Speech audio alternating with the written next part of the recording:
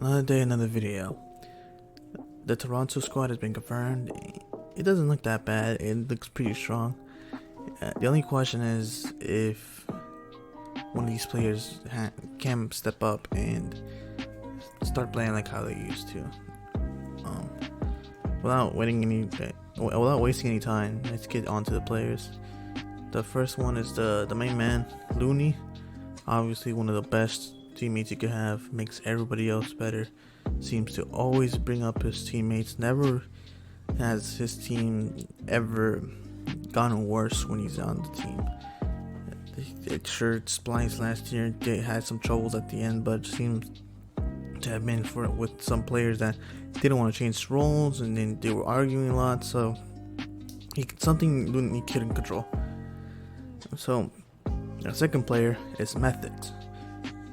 He's had a very big reputation of being very slow and not being the fastest they are. Always had some trouble with other teams since his way of playing never really suited other teams, since most teams would try and go fast. Especially last year, it was all about going fast. Slower players would get caught out. Mettallz was a very slow player, and adapting the Mettallz on the team was very difficult. So they did that, and they ended up not doing so great the whole year. Mettallz was once regarded as an MVP in World War II, and now Black Ops 4, he was now regarded as an average player.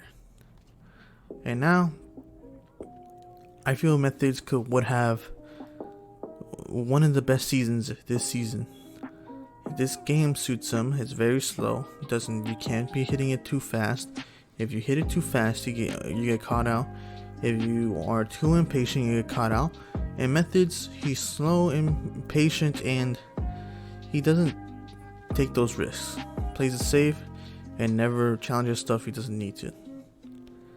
And then you got Mettallz, one of the best SMGs last year.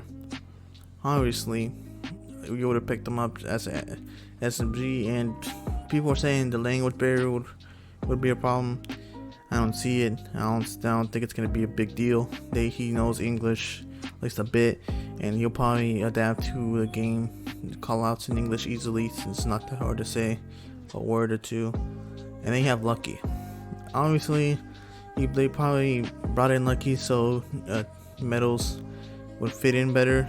And even though Lucky was also very talented last year, but those two players together is better than just bringing in one. Because if you bring in one, he's gonna feel unfit, he's gonna not be very happy, and then he's gonna wanna get traded somewhere else, and then wanna get closer to home. So that's very smart of them, and also it's a very good move. Lucky is a very solid player. But let's talk about the main man himself, Brack. Brack, the superstar last year.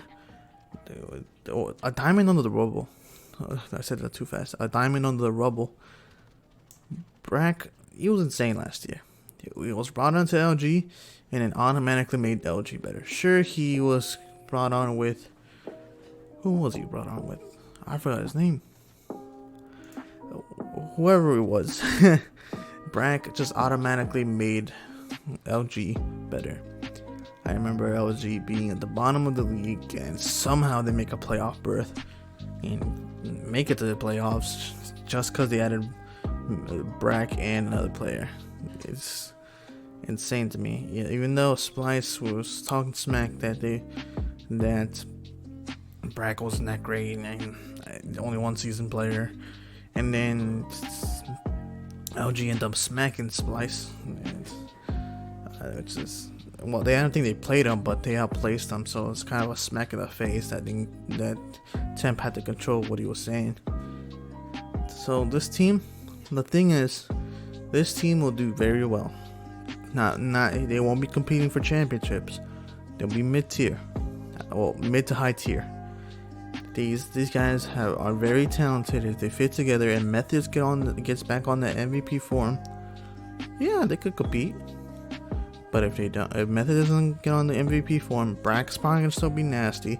Loony's probably gonna still be a great teammate. They'll be competing for the top 4 spots, top 6. They will not be at the bottom tier or the mid tier, as some people say. Sure, it looks like a weak lineup compared to the others, but you have three extremely strong lineups in Call of Duty. Probably one of the most strong lineups in Call of Duty history. Besides the Optic squad that choked every tournament. And besides the Under Thief squad that literally, if you replace Enable with another superstar, literally was God tier. They have very strong lineups. So this is, even though this looks really strong on paper, there are stronger lineups. So that's what I'm comparing it off. I believe they're going to play well, but I don't believe they're going to be competing on paper. On paper, these guys could easily just come out of nowhere and start competing for a top spot in the tournament. Especially with Loony. Loony just seems to have some magic in his fingers. Sprinkles it all over his teammates somehow. I think that guy's a wizard. Besides that, Toronto Ultra, I like how they introduced the players, made it look very professional, made it look very very out of this world to what COD Esports has had done for their rosters. And this is what franchising should be doing for Call of Duty Esports. It should be doing this, and it should be introducing more people, and it should be looking more professional. So I like how they're doing their introductions and all that. I like what they're doing with their brand, Toronto Ultra. I really like it. Love their colors too. And I just love everything about Toronto Ultra right now. Hopefully Mettallz can go back as MVP form. Always been a big fan of Mettallz. Kind of during World War II, kind of based my game off him. And if he does go back to that MVP candidate form, these guys will be fine.